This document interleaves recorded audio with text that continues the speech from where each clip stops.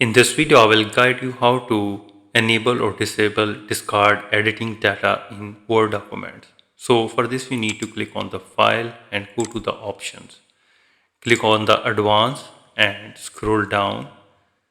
And under the image size and quality, you need to check in discard editing data and click OK.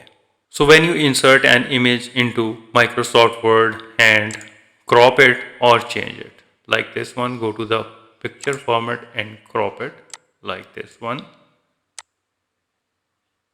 So Word is actually quite cautious. By default, it saves the original image behind the scene, so you can undo your crops or resets later, and even after you have saved and closed the file although. So checking the discard editing box stops this behavior.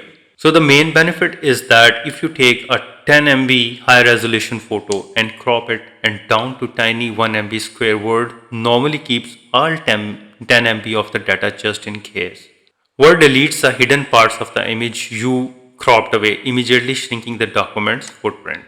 So many people don't realize that if you crop a sensitive photo, like a screenshot or containing personal information, and send the Word doc to someone else, they technically uncrop it to see the hidden parts of the images. So discarding editing data bakes the crop permanently, ensuring no one can see the parts of the image you intend to hide.